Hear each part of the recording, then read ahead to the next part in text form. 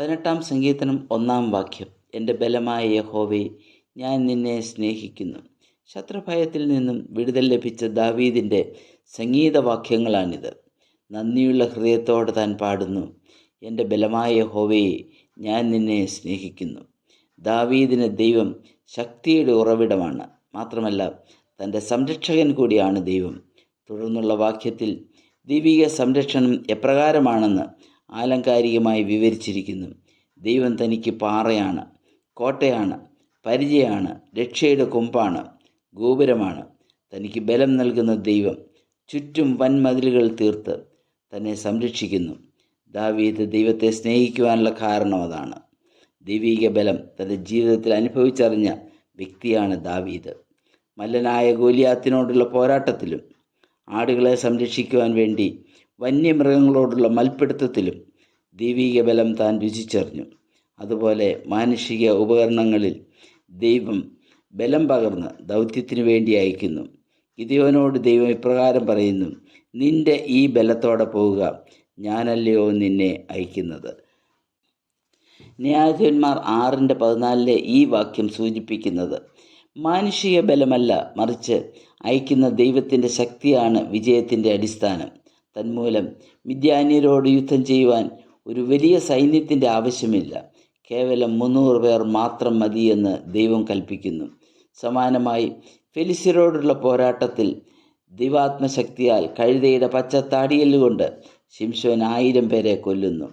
യുദ്ധം യഹോവയ്ക്കുള്ളതാകുന്നു എന്നതാണ് ദൈവിക പ്രമാണം. ഈ പ്രമാണമാണ് സങ്കീർത്തനം 20:7 ദാവീദ് തൻ്റെ അനുഭവത്തിൽ കൂടി വിവരിക്കുന്നത്.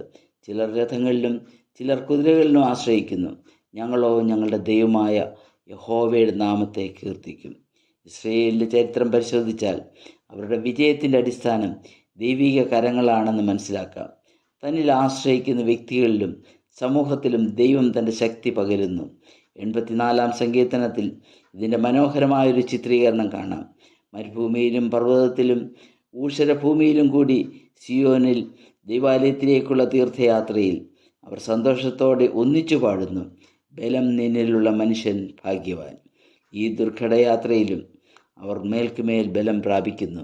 യാത്രയിൽ ഊർജം പകരുന്നു എന്ന് മാത്രമല്ല, പാതയിലുള്ള അപകടത്തിൽ നിന്നും സംരക്ഷണവും ലഭിക്കുന്നു. 61 സങ്കീർത്തനം 3 വാക്യത്തിലും സദൃശവാക്യം 10:29 തൻ്റെ ജനത്തിന് ദൈവം ഒരു ദുർഗമായി നിലകൊള്ളുന്നത് കാണാം. ഇതിൽ നിന്നും വ്യത്യസ്തമായി ഭൗതിക ലോകത്തിൽ വ്യക്തികൾ തങ്ങളുടെ ശാരീരിക ബലത്തിലും രാജ്യങ്ങൾ തങ്ങളുടെ സൈനിക ശക്തിയിലും അഹങ്കരിക്കുന്നു.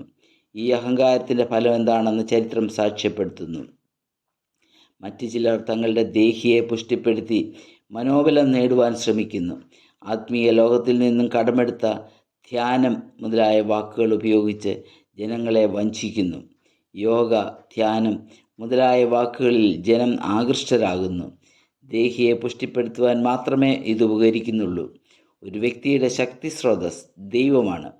ആ ശക്തി സാധാരണക്കാരെ അസാധാരണ കാര്യങ്ങൾ ചെയ്യുവാൻ പ്രാപ്തരാക്കുന്നു. ആദിമസഭയുടെയും അപ്പോസ്തലന്മാരുടെയും ചരിത്രം ഈ സത്യം തെളിയിക്കുന്നു. ശക്തിയും സംരക്ഷണവും നൽകുന്ന ദൈവത്തിൽ നമുക്ക് നമ്മെ തന്നെ സമർപ്പിക്കാം. സിയോൻ യാത്രയ്ക്ക് വേണ്ടുന്ന ഊർജം ദൈവം പകർന്നു തരും. ദൈവത്തിൻ്റെ നാമം മാത്രം മഹത്വപ്പെടട്ടെ.